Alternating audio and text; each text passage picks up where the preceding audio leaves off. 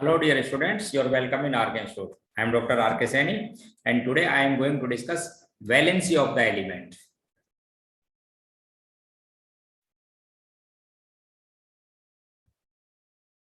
तो dear friends, valency का simple meaning होता है कि कोई एलिमेंट गिवन कंपाउंड में कितने बॉन्ड बनाता है, number of bond formed by the atom in given species. For example, in H2 molecule the valency of hydrogen is 1. It means it make one bond in H2 molecule. Simply, in NaCl the valency of sodium is also 1 and chlorine is also 1, and the species is ionic. Therefore these valencies are known as electrovalency. अब थोड़ा सा समझें आप, electrovalency. In case of ionic compound we use electrovalency. In case of covalent compound we use covalency. तो मेरे कहने का मतलब था कि नंबर ऑफ बॉन्ड को कहते हैं अपन वैलेंसी. जो आयनिक कंपाउंड है उसमें इलेक्ट्रोवैलेंसी साइन नहीं लगाते हैं. Electrovalency of sodium is 1 and electrovalency of chlorine is also 1 in NaCl, and in H2 the valency और कोवैलेंसी ऑफ हाइड्रोजन इज 1. तो ये तो हो गई इसकी जनरल डेफिनेशन. अब आपको फिर मैं एक लाइन समझाता हूं कि किसी एलिमेंट की वैलेंसी कितनी होती है. तो आप समझना ध्यान से कि हाइड्रोजन फर्स्ट पीरियड का एलिमेंट है और केवल इसके आउटर सेल का इलेक्ट्रॉनिक कॉन्फ़िगरेशन ओनली 1 है. तो 1 एक जो ऑर्बिटल होता है उसके अंदर मैक्सिमम कैपेसिटी 2 इलेक्ट्रॉन होती है, इसलिए हाइड्रोजन की ऑलवेज वैलेंसी 1 ही होगी, चाहे इट मे बी कोवैलेंसी और मे बी इलेक्ट्रोवैलेंसी. चाहे कोवैलेंसी की बात करो आप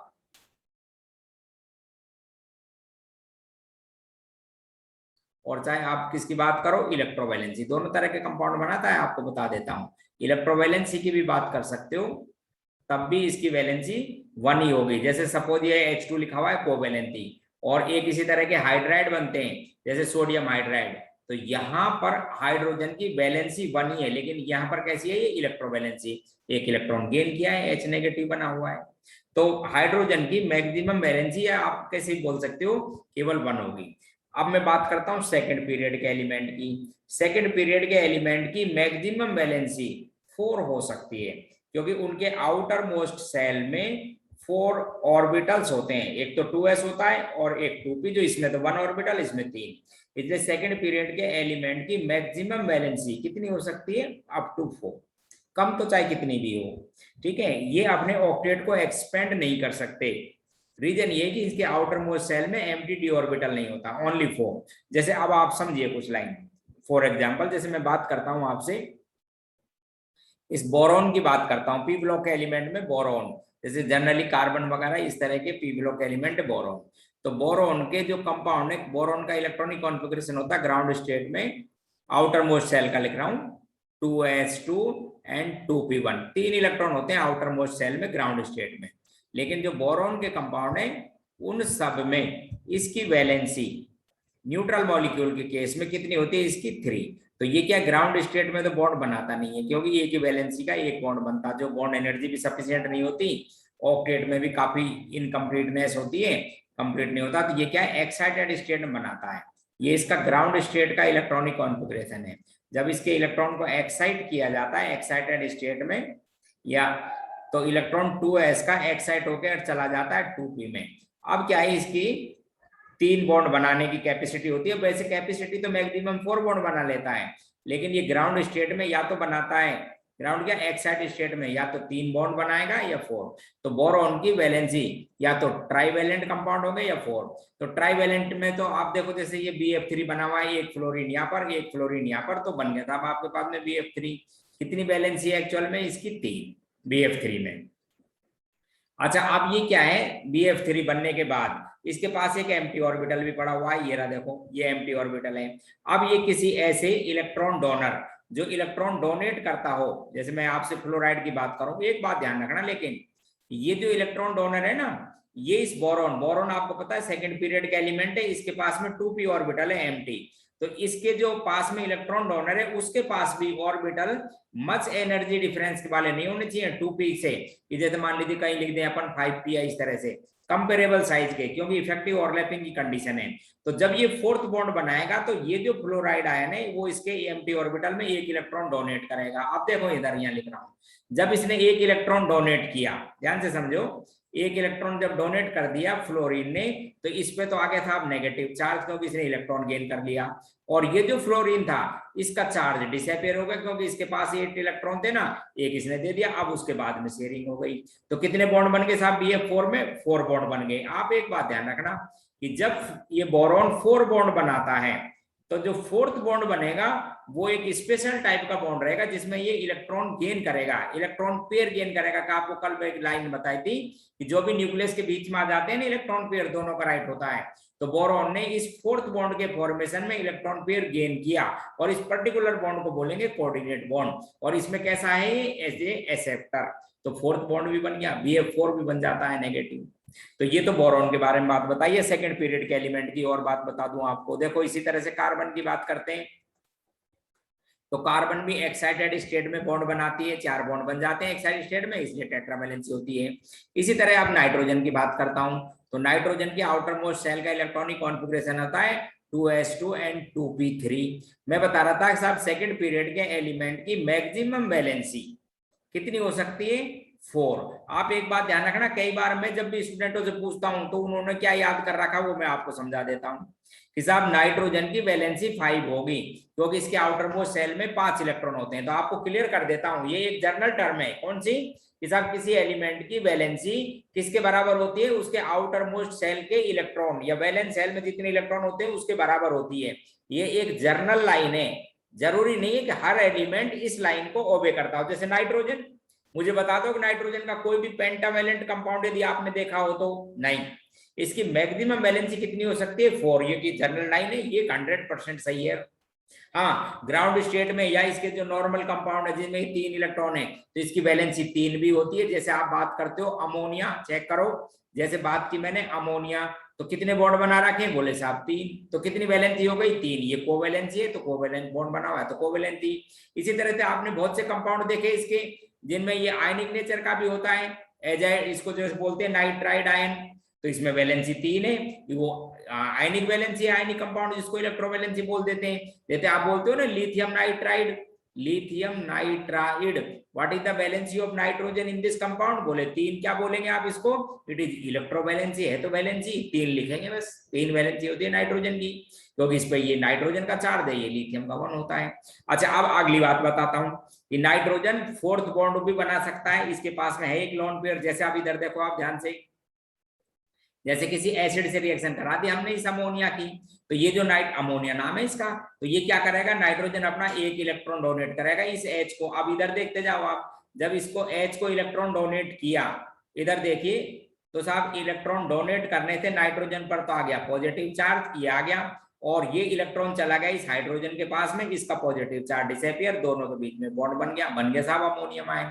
कितनी वैलेंसी हो गई नाइट्रोजन की? 4।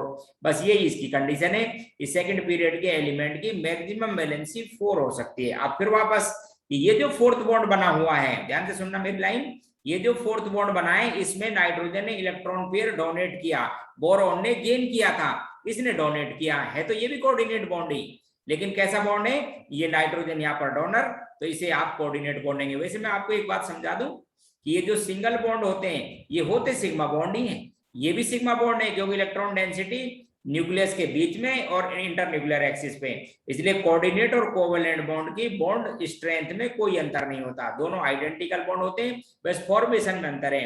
ये इक्वल शेयरिंग से बना हुआ है, ये अनइक्वल शेयरिंग या स्पेशल टाइप ऑफ शेयरिंग उससे बना हुआ है। पहले डोनर ने इलेक्ट्रॉन डोनेट किया, फिर बाद में शेयरिंग हुई। तो ये तो बात हो गई सेकंड पीरियड के एलिमेंट की। तो आप मुझे बताएंगे सेकंड पीरियड के एलिमेंट की मैक्सिमम वैलेंसी कितनी हो सकती है? आप बोलेंगे साहब मैक्सिमम 4 हो सकती है, कम तो चाहे कितनी भी हो। कई बार वो आयनिक वैलेंसी हो जाती है, इलेक्ट्रोवैलेंसी, और कई बार कोवैलेंसी बोल देते हैं आप। अब बात करते हैं साहब थर्ड, फोर्थ और फिफ्थ, इस तरह के जो हायर पीरियड के एलिमेंट हैं उनके पास में एम्प्टी ऑर्बिटल में मिल जाता है, जैसे 3d वगैरह है, 4d 5d ऐसे। अच्छा, जब एम्प्टी ऑर्बिटल मिल जाता है तो ये एलिमेंट अपनी ऑक्टेट को एक्सपेंड कर सकते हैं, यानी 8 से ज्यादा इलेक्ट्रॉन भी रख सकते हैं आउटर मोस्ट शेल में, और इनकी वैलेंसी मोर देन 4 भी हो सकती है। लेकिन फिर वही लाइन ध्यान रखना, अब बहुत इंपॉर्टेंट लाइन, जब इनकी वैलेंसी 4 से ज्यादा आएगी तो क्या काम मिलेंगे, ये डी ऑर्बिटल को। अब आप सुनो मेरी बात, ये जो डी ऑर्बिटल है ना, ये बहुत डिफ्यूज होते हैं। ये टर्म आपको थोड़ी सी कंफ्यूज कर रही होगी, डिफ्यूज, बोले साहब ये क्या होता है। तो जब ऑर्बिटल्स की लोब स्पेस में रैंडमली या इरेगुलरली अरेंज्ड होती हैं, इरेगुलरली होती हैं, तो उसको कहते हैं डिफ्यूज। और डिफ्यूज ऑर्बिटल पर न्यूक्लियस का अट्रैक्शन बहुत कम होता है। जैसे ये मेरे पास में कोई सेंट्रल एटम, ध्यान से देखो, ये कोई सेंट्रल, ये न्यूक्लियस है उसकी, और ये सब आपके पास में डी ऑर्बिटल्स हैं, ऐसे होते हैं ये डिफ्यूज नेचर के, बहुत दूर। तो न्यूक्लियस का अट्रैक्शन कैसा होता है, कम। अब कंडीशन ये होती है कि साहब न्यूक्लियस का सफिशिएंट अट्रैक्शन होगा जब बॉन्ड बनेगा। अब समझना, ये तो कोई साहब सेंट्रल एलिमेंट है जैसे ये, और एक कोई एटम है जेड। कंडीशन ये है, पहला केस फर्स्ट है, electronegativity of central atom is greater than Z. यदि इसकी इलेक्ट्रोनेगेटिविटी ज्यादा है तो सीधी बात है इस पे नेगेटिव चार्ज आएगा और इस पे पॉजिटिव चार्ज आएगा। अब फिर ध्यान रखें कि जैसे ही नेगेटिव चार्ज आ जाएगा तो साइड एक्सपेंड हो जाएगा, और साइड एक्सपेंड का मतलब है कि ये जो डी ऑर्बिटल थे ना, ये और न्यूक्लियस से दूर चले जाएंगे, बिकम मोर डिफ्यूज्ड, और ज्यादा डिफ्यूज्ड। अच्छा, डिफ्यूज्ड का मतलब आप समझ लो, और इरेगुलरली अरेंज। जब डिफ्यूज हो जाएंगे तो जितना पहले अट्रैक्शन था उससे भी कम, इसलिए सफिशिएंट कंडीशन नहीं बॉन्ड बनाने पे। इससे ये कंडीशन या ये प्रॉपर कंडीशन नहीं जिससे ये सेंट्रल एलिमेंट एम अपने डी ऑर्बिटल को बॉन्ड बनाने में काम ले सके, क्योंकि अट्रैक्शन ही नहीं है तो फिर बॉन्ड कैसे स्टेबल होगा।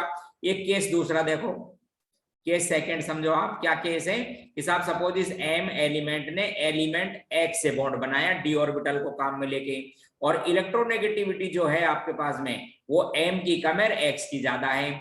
एक्स की ज्यादा है तो एम पे चार्ज क्या आ जाएगा, पॉजिटिव। अब आप ध्यान रखना, जैसे ही चार्ज पॉजिटिव आ जाता है तो साइज छोटा हो जाता है, तो डी ऑर्बिटल कॉन्ट्रैक्ट होके और न्यूक्लियस के पास आ जाते हैं, ये डी ऑर्बिटल, क्योंकि साइज स्मॉलर जैसे हुआ तो d orbital close toward the nucleus become less diffuse, and it is the proper condition for the formation of bond by d orbital. ये मतलब हुआ कि इसका क्या होना चाहिए, लेस डिफ्यूज होने चाहिए।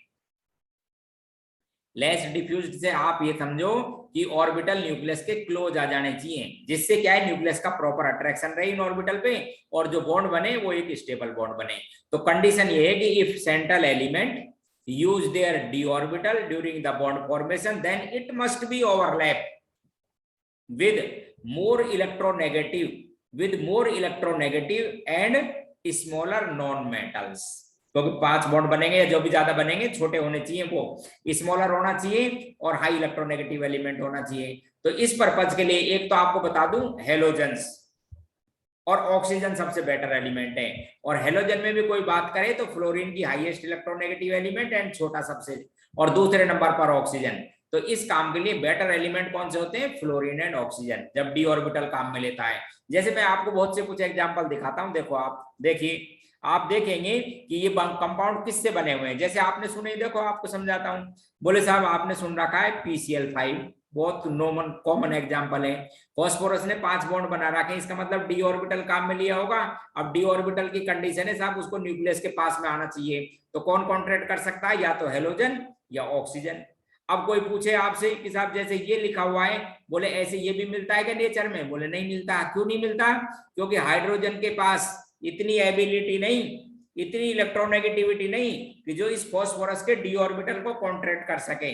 3s में दो इलेक्ट्रॉन होते हैं ग्राउंड स्टेट में, 3p में 3 होते हैं, और d एम्प्टी ऑर्बिटल होता है। जब बॉन्ड बनते हैं 5 तो एक्साइटेड स्टेट बनता है, 1 इलेक्ट्रॉन इसमें और इस s का इलेक्ट्रॉन चला जाता है d में। अब वापस समझना मेरी लाइन, क्या कहता हूं कि फास्फोरस 5 बॉन्ड बना सकता है, लेकिन अभी मैंने आपको जो एक्सप्लेन किया ना, उस लाइन को बहुत ध्यान में रखना है। क्या खास बात होनी चाहिए थी कि फास्फोरस 5वां जो बॉन्ड बनाएगा वो डी ऑर्बिटल के यूज से बनेगा, और डी ऑर्बिटल कहते होते हैं नेचर में डिफ्यूज्ड, इसलिए कंडीशन है कि ये न्यूक्लियस के पास आने चाहिए। और इसके लिए एलिमेंट कहता होना चाहिए मोर इलेक्ट्रोनेगेटिविटी एलिमेंट होना चाहिए, स्मॉलर साइज का। बेस्ट एलिमेंट कौन बताया मैंने, फ्लोरीन, ऑक्सीजन, अदर हेलोजन भी हो सकते हैं 1-2 एलिमेंट। तो इस तरह से ये तो बन जाता है, ये नहीं बनता। अब ऐसे बहुत से क्वेश्चन बनते हैं, देखो आप समझो कि साहब एक्सप्लेन, NCl5 नहीं बनता, PCl5 बन जाता है। वेरी सिंपल आंसर, क्योंकि नाइट्रोजन के कोई भी पेंटावेलेंट कंपाउंड नहीं बन सकते, 5 बॉन्ड ही नहीं बना सकता वो सेकंड पीरियड का एलिमेंट। हाँ ये बन जाता है। फिर कोई क्वेश्चन कि ये मिल जाता है, ये नहीं, उसका आंसर भी ये। और आपने बहुत से कंपाउंड दे रखे हैं, जैसे बोले साहब SF6 बनता है, हाँ बिल्कुल बनता है, क्योंकि सल्फर के आउटर मोस्ट सेल में 6 इलेक्ट्रॉन होते हैं, ऑक्सीजन फैमिली का एलिमेंट है, 3s2 3 4 इलेक्ट्रॉनिक कॉन्फ़िगरेशन होता है ग्राउंड स्टेट में। बोले साहब कैसे बनाए, तो आप बोले ग्राउंड स्टेट में तो ये बना नहीं सकता, तो ये क्या है, एक्साइटेड स्टेट में बनता है, और वो भी कौन से एक्साइटेड स्टेट में बनता है, second excited state. Ground state में तो ये भी 2 ही बॉन्ड बना सकता है, ये रे देखो 2 बॉन्ड ग्राउंड स्टेट में। तो SF6 जो बना हुआ है इसमें 6 बॉन्ड बने हुए हैं सल्फर से, और सल्फर आपको पता है बना सकता है थर्ड पीरियड एलिमेंट है, लेकिन किस में बनेगा, एक्साइटेड स्टेट में। तो आप इसकी एक्साइट करेंगे इलेक्ट्रॉन को, first excited state second excited state में बनेगा, तो मैं डायरेक्ट लिख देता हूं सेकंड एक्साइटेड स्टेट का कॉन्फ़िगरेशन सल्फर का। तो सेकंड में क्या करना, एक तो फर्स्ट में तो 3s का 3 का इसमें चला जाएगा डी में, सेकंड में तो 3s में रह जाएगा 1 इलेक्ट्रॉन, 3p में रहेंगे 3, और 3d में हो जाएंगे 2 इलेक्ट्रॉन। अब बना सकता है साहब, ये कितने बॉन्ड बना सकता है, ये 6 बॉन्ड बना सकता है। लेकिन आपको कंडीशन बिल्कुल प्रॉपर ध्यान रखनी है। क्या कंडीशन ध्यान रखनी है कि इस डी ऑर्बिटल के बारे में आपको समझा दिया था कि जब भी बॉन्ड में बनाएगा या स्टेबल बॉन्ड बनेगा जब कोई ऐसे एलिमेंट से ओवरलैप करना चाहिए, सेंट्रल एलिमेंट जिसकी हाई इलेक्ट्रोनेगेटिविटी हो और स्मॉलर साइज, जैसे ये रहा। इसी तरह से आप बोलते हो SO3 भी मिलता है साहब, बिल्कुल मिलता है। क्या वैलेंसी है सल्फर की, बोले 6 वैलेंसी है, क्योंकि ऑक्सीजन डबल बॉन्ड बनाता है, 6 वैलेंसी है, ऑक्सीजन डबल बॉन्ड बनाता है। और 6 वैलेंसी के या जो हेक्सा वैलेंट कंपाउंड है उनमें डी ऑर्बिटल जरूर काम आएगा, कंडीशन चेक करें। ऐसे बहुत से कंपाउंड है, बोले साहब IF7 भी मिलता है, बिल्कुल मिलता है IF7। क्यों मिल जाता है, क्योंकि आयोडीन में 7 इलेक्ट्रॉन होते हैं वैलेंस शेल में, और फ्लोरीन कॉन्ट्रैक्ट कर सकता है डी ऑर्बिटल को। इसी तरह से आपने बहुत से कंपाउंड देखे, बोले H2SO4 भी बनता है, तो H2SO4 में भी कैसे बनेगा ये H2SO4, क्योंकि सल्फर अपने ऑक्टेट को एक्सपेंड करने की एबिलिटी रखता है, और ये स्ट्रक्चर है, चेक करो कितने बॉन्ड बने हुए हैं सल्फर के साथ, बोले साहब यहाँ पर 6 बॉन्ड बने हुए हैं, और 6 बॉन्ड बना सकता है डी में। तो ये मेरे पास में बात थी एक छोटी सी वैलेंसी की, किसे कहते हैं आप दोबारा बताओ, number of bond formed by the atom in given species is known as valency. What is the valency of sulphur in sulphuric acid, बोले 6। कल मैं आपको एक लाइन बता रहा था लेविस डॉट स्ट्रक्चर, तो लुईस डॉट स्ट्रक्चर में ध्यान रखें वो ऑक्टेट के अकॉर्डिंग बनाई जाती हैं, और यदि ऑक्टेट की बात नहीं की जाए तो आप नॉर्मल स्ट्रक्चर बनाएंगे, और नॉर्मल स्ट्रक्चर बनाने का मतलब बता दिया ना, यदि कोई सेकंड पीरियड एलिमेंट है तो 4 बॉन्ड बना सकते हो, और हायर एलिमेंट है तो उसके बॉन्ड ऑक्टेट को एक्सपेंड कर जाते हैं। तो आपको लुईस स्ट्रक्चर बनाने की जरूरत नहीं है, जितने बॉन्ड नॉर्मल स्ट्रक्चर में ऑक्सीजन 2 बॉन्ड बनाती है 2 बनाओ, सल्फर के आपको पता है 6 बॉन्ड तक बन सकते हैं, बना सकते हो। इसी तरह से और बताऊं, देखो आपको बोले साहब ये मिलता है HClO4, बिल्कुल मिलता है। स्ट्रक्चर बनाने का तरीका वही है, बीच में सेंट्रल एलिमेंट रखेंगे जिसकी इलेक्ट्रोनेगेटिविटी कम हो, और उसके चारों ओर आउटर मोस्ट सेल में चारों ओर हाई इलेक्ट्रोनेगेटिव एलिमेंट बनाएंगे। कल बताया था हाइड्रोजन को क्लोरीन ऑक्सीजन के साथ रखना, सबसे पहले क्लोरीन के आपको पता है ना 7 बॉन्ड तक बना सकता है, 7 इलेक्ट्रॉन होते हैं, तो 2 तो यहाँ पर बना लो, देखो ऑक्टेट कंप्लीट कर लो, एक इसका बनाओ और एक इसका बनाओ, बन गया था। मैं पूछूं what is the valency of chlorine in perchloric acid, बोले 7 हो सकती है, लेकिन कंडीशन वही ध्यान रखनी है, किसके साथ बनी हुई है ये वैलेंसी पता है, मोर इलेक्ट्रोनेगेटिव एलिमेंट के साथ। तो इस तरह से मैंने आज आपको वैलेंसी को, सिंपल मीनिंग था वैलेंसी का, वो डिस्कस किया। नेक्स्ट क्लास में मैं आपको बताऊंगा ऑक्सीडेशन स्टेट, कि साहब ऑक्सीडेशन स्टेट क्या होती है, बहुत इंपॉर्टेंट टॉपिक है, और ये जनरल टॉपिक है जो आपको काम आते रहते हैं। अगली क्लास में आप हमसे जुड़े रहिए और इन वीडियो को आप देखते रहना, नेक्स्ट क्लास में बात करूंगा। Okay, thank you.